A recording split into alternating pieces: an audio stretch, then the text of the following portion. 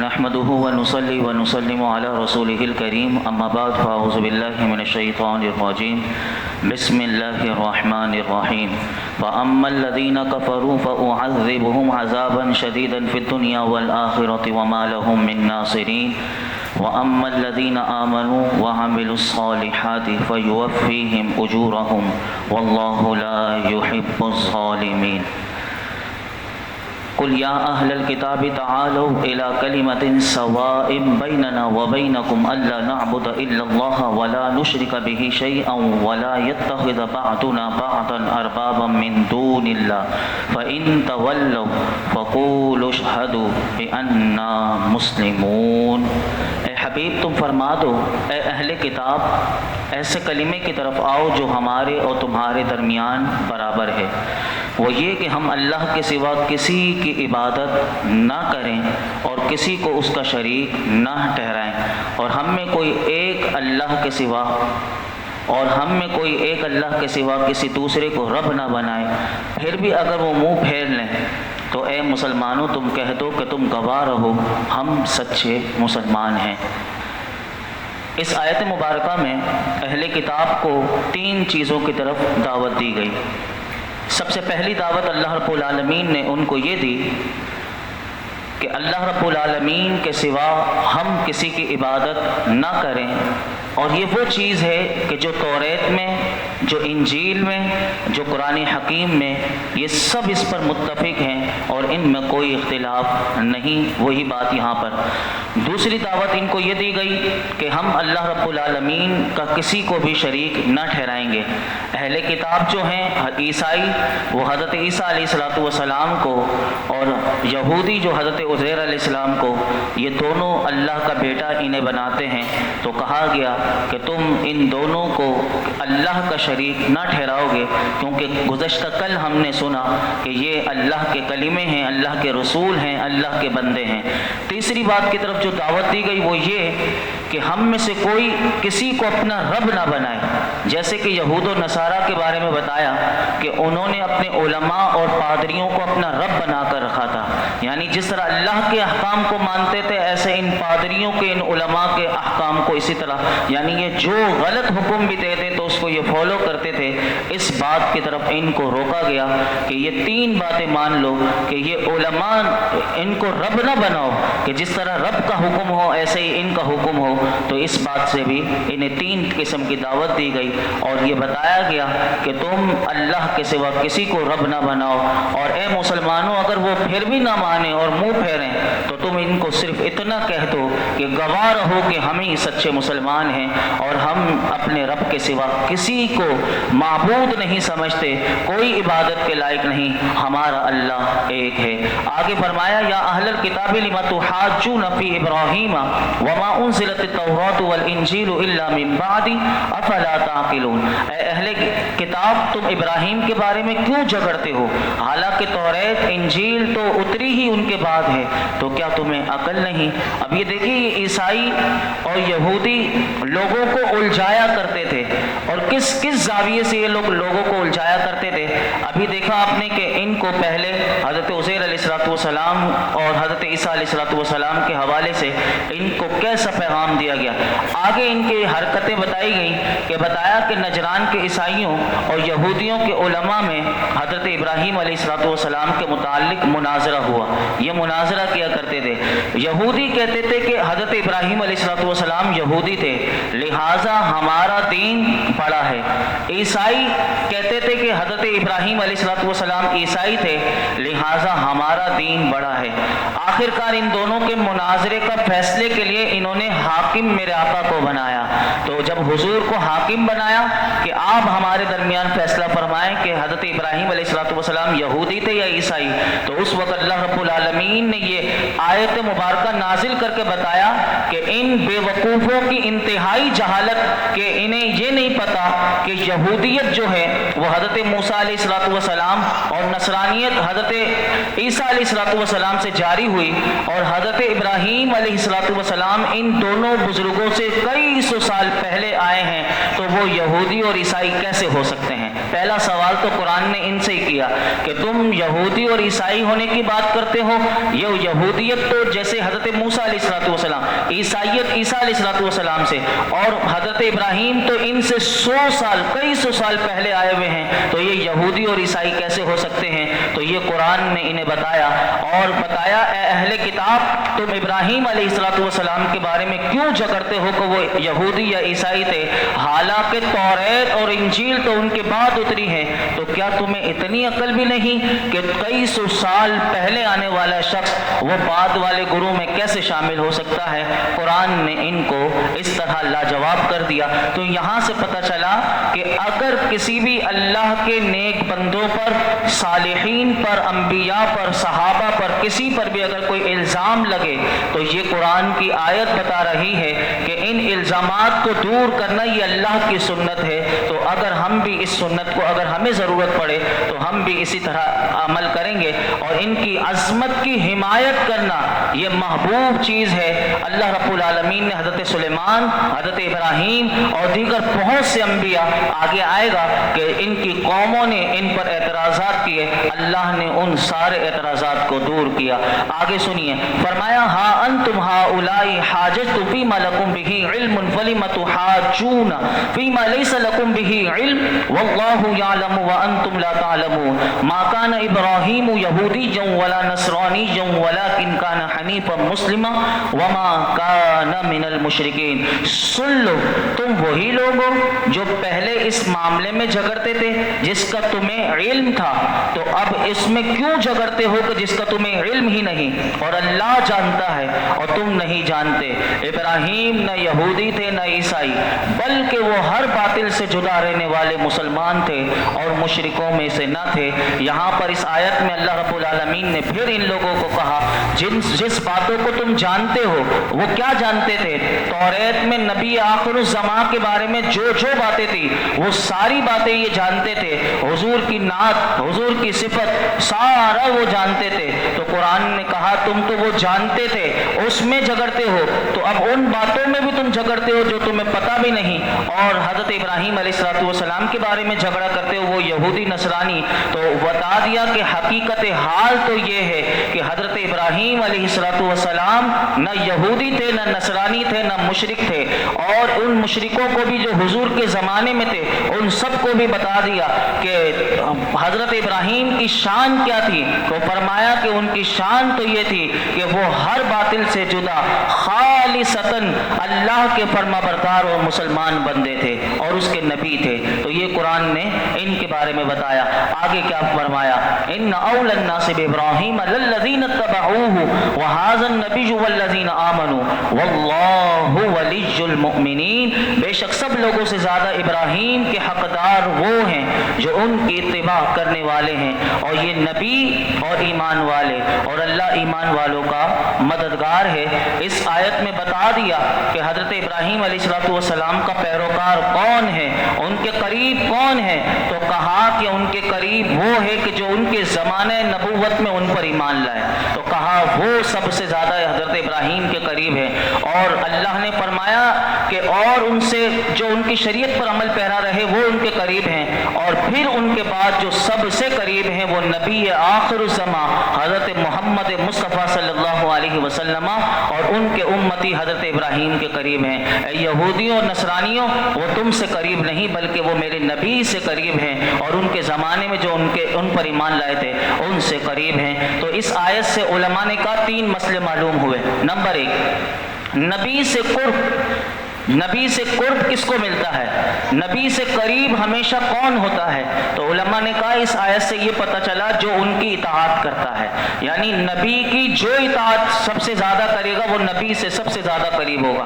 آپ مجدد الفسانی کو دیکھ لیں، جتنے اولیاء کو دیکھ لیں، تمام صحابہ کو دیکھ لیں، میرے آقا سے وہ کتنی کیسی اطاعت کی، تو اللہ رب العالمین نے ان کو کیا مقام دیا. اور آج بھی جو اولیاء ہیں ان میں سے مجدد الفسانی رحمۃ اللہ علیہ، شیخ عبدالحق محدث دہلوی، یہ وہ ہستیاں ہیں جن کا نام آپ لوگ جانتے ہیں. میں اس لیے آپ کے سامنے، یہ حضور کی کوئی سنت کو نہیں چھوڑا کرتے تھے. اب یہ حضور کی اطاعت کس طرح کیا کرتے تھے؟ انہیں ہر وقت میرے آقا کا وہ بیداری کے عالم میں بھی حضور کا دیدار ہوتا ہے، تو اندازہ لگائیں یہ حضور سے کتنے قریب۔ تو بتا دیا کہ محض اولاد ہونے کی وجہ سے کوئی قریب نہیں ہوتا۔ اولاد تو نوح علیہ السلام کا کنعان بھی تھا، لیکن وہ قریب نہ ہو سکا کیونکہ وہ کافر تھا۔ تو یہ کوئی یہ نہ سمجھے کہ میں ان کی اولاد میں سے ہوں تو میں قریب ہو جاؤں گا۔ تو یہ بات بتائی۔ دوسری بات بتائی، مسلمان ہی سچے ابراہیمی ہیں، یہودی نصرانی کوئی سچے ابراہیمی نہیں۔ فرمایا اس لیے کہ تمام سنت ابراہیمی اسلام میں موجود ہیں۔ حج دیکھ لیجئے، قربانی دیکھ لیجئے، ختنہ دیکھ لیجئے، داڑھی وغیرہ دیکھ لیجئے، یہ ساری یعنی سنت ابراہیمی ہیں، اور یہ مسلمانوں نے اپنائی بھی ہیں اور حضور کے غلاموں نے اپنائی بھی ہیں، تو یہ سب سے زیادہ ان کے قریب ہیں۔ اور یہود و نصارہ کے دین میں تو یہ ہے ہی نہیں، تو وہ صرف مسلمان ابراہیمی کیسے ہو سکتے ہیں؟ تیسری بات جو اس آیت سے پتہ چلی وہ یہ پتہ چلی، بزرگوں سے نسبت، یہ بزرگوں سے نسبت یعنی ابراہیم علیہ السلام سے نسبت کا پتہ چلا۔ تو یہ جو بعض لوگ کہتے ہیں کہ نسبت کوئی کام نہیں آتی، تو یہاں قرآن بتا رہا ہے کہ نسبت بہت اعلیٰ چیز ہے، یعنی اگر اللہ والوں سے نسبت ہو تو وہ بندہ بھی اعلیٰ ہو جاتا ہے۔ تو صحابہ سے نسبت ہو تو وہ صحابہ کا ادب کر کے وہ اعلیٰ ہو جاتا ہے، یعنی صحابہ کا ادب کر کے وہ حضور کا قرب پا لیتا ہے، اہل بیت کا ادب کر کے وہ حضور کا قرب پا لیتا ہے، اور جو اللہ کے نبی کا قرب پا لے تو گویا کہ اسے اللہ کا بھی وہ معرفت اور اس کی محبت اس بندے کو نصیب ہو جاتی ہے۔ تو یہاں سے پتہ چلا کہ نسبت بھی بہت بڑی چیز ہے۔ تو جبھی یہ لوگ یہودی نصرانی ابراہیمی ہونے کی نسبت اپنی کیا کرتے تھے، قرآن نے کہا تم ابراہیمی نہیں بلکہ وہ سچے مسلمان ہیں کہ جو حضور کے غلام ہیں اور جو ان چیزوں پر عمل کرنے والے ہیں۔ آگے فرمایا وَدَّتْ طَائِفَةٌ مِّنْ أَهْلِ الْكِتَابِ لَوْ يُضِلُّونَكُمْ وَمَا يُضِلُّونَ إِلَّا أَنفُسَهُمْ وَمَا يَشْعُرُونَ۔ اب سنیے ان کی چالاکیاں اور ان کا فریب سنیے۔ قرآن بتا رہا ہے یہ قیامت تک ایسے کرتے رہیں گے۔ کیا کریں گے؟ کہا کتابیوں کا ایک گروہ دل سے چاہتا ہے کسی طرح تمہیں گمراہ کر دے، اور وہ صرف خود کو گمراہ کر رہے ہیں اور انہیں شعور نہیں۔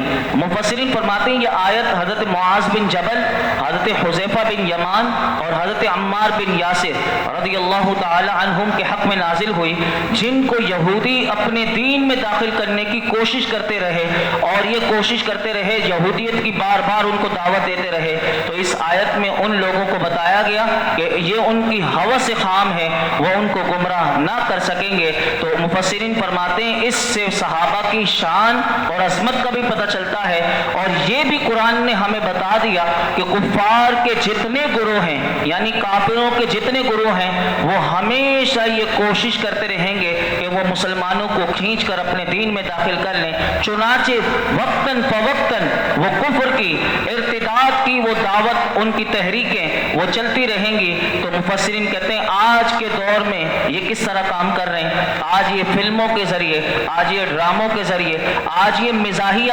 پروگرامز کے ذریعے، آج یہ خصوصاً گانوں کے ذریعے انہوں نے تباہی مچا کر رکھی ہوئی ہے۔ اللہ رب العالمین ان تمام چیزوں سے ہمارے ایمان کی حفاظت فرمائے۔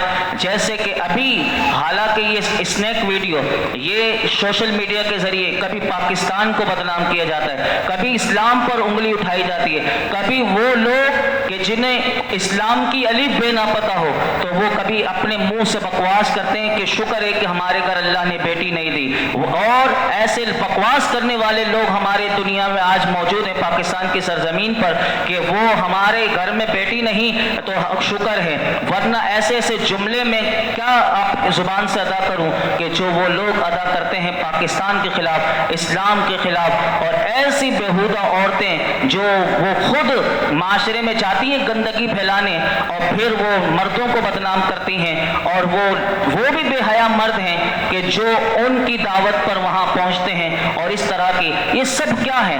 یہ کیسے ہوتا ہے؟ یہ سارا صرف پیسے کے لیے ہوتا ہے۔ ایک تو پیسہ، اور دوسرا یہ کہاں سے سیکھتے ہیں؟ یہ فلموں سے سیکھتے ہیں۔ یہ کہاں سے سیکھتے ہیں؟ یہ ڈراموں سے سیکھتے ہیں، اور وہ جملے استعمال کرتے ہیں جن سے کفری کلمات نکلتے ہیں، وہ گانے گنگناتے ہیں۔ تو یہ سب کیا ہے؟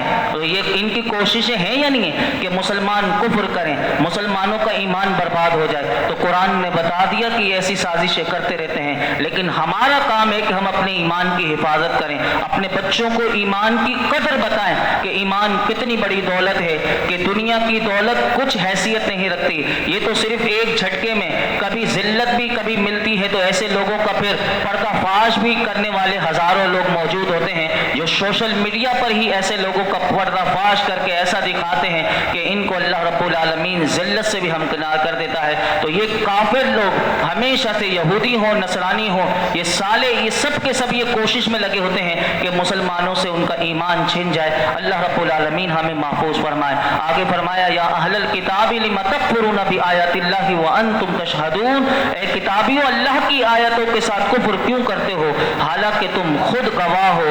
اس آیت میں بتایا گیا کہ تم خود اپنی کتابوں میں توریت انجیل سے پڑھ کر قرآن اور محمد مصطفیٰ کی حقانیت کے گواہ ہو، تمہاری کتابوں میں حضور کی نعت و صفت موجود ہے، تم جانتے ہو کہ وہ نبی برحق ہیں، ان کا دین سچا دین ہے، اس کے باوجود بھی قرآن کہتا ہے تم کیوں کفر کرتے ہو، کیوں اپنے آپ کو دوزخ میں جانے والے کام کرتے ہو کہ تم ہمیشہ دوزخ میں رہو۔ ان کو روکا گیا۔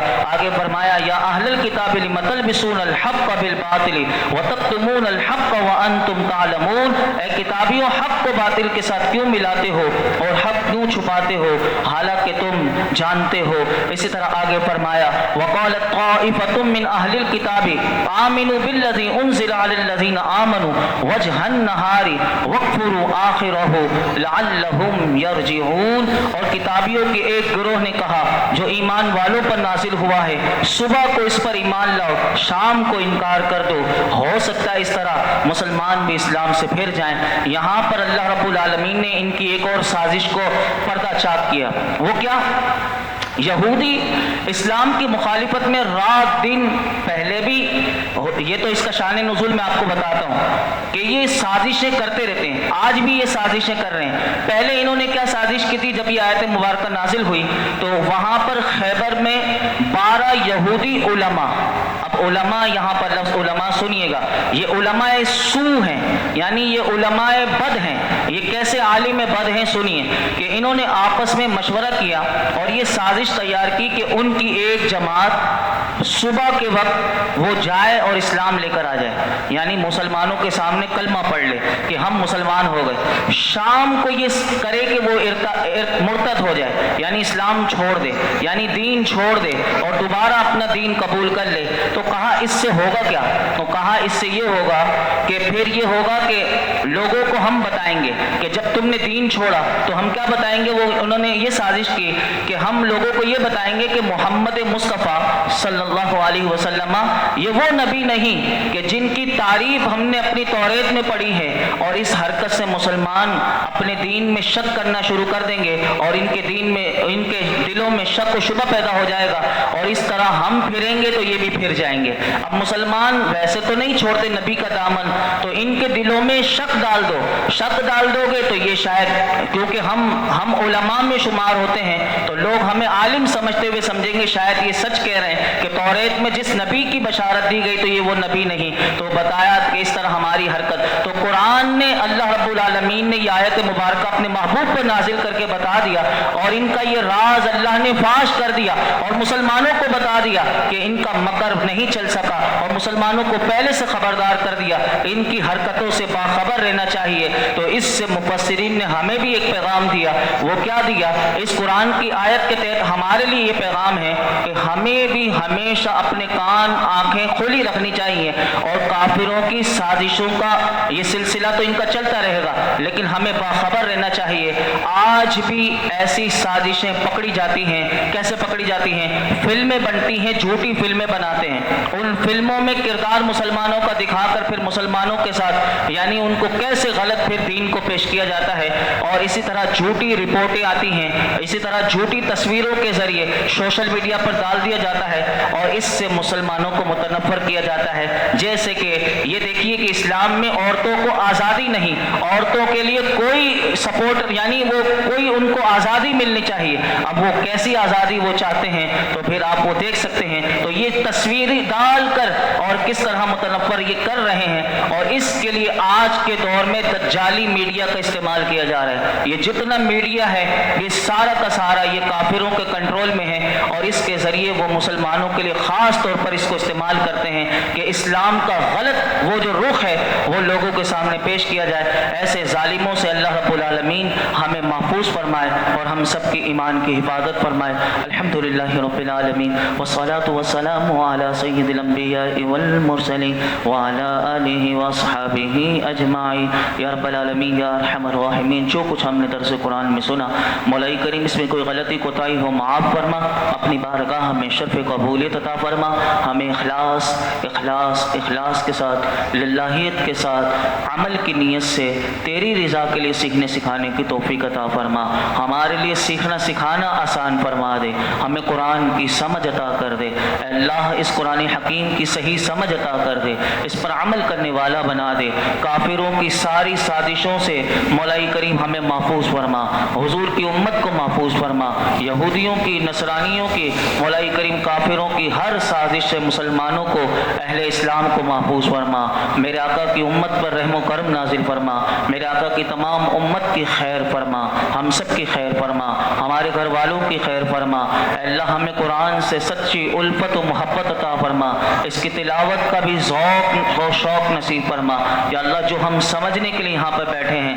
یا اللہ یہ سمجھ کر ہم اپنی زندگیوں میں اسے نافذ کریں، مولا کریم قرآن کا نور عطا فرما، قرآن کی برکتیں، قرآن کی رحمتیں، قرآن کی عزتیں عطا فرما، قرآن کی برکت سے یا اللہ تو ہم سے ہمارے گھروں میں برکتیں عطا فرما، ہماری روزیوں میں برکتیں عطا فرما، ہمیں مولا کریم ہماری زندگیوں میں برکتیں عطا فرما، ہمیں زندگی میں کسی کا محتاج نہ کرنا، مولا کریم درس قرآن میں یہ جتنے حاضرین موجود ہیں ان سب کی خالی جھولیوں کو بھر دے، دامنوں کو مرادوں سے بھر دے، یا اللہ ہم سب کو علم نافع عطا فرما، وصلی اللہ تعالی علی خیر خلق محمد وعلی آلہ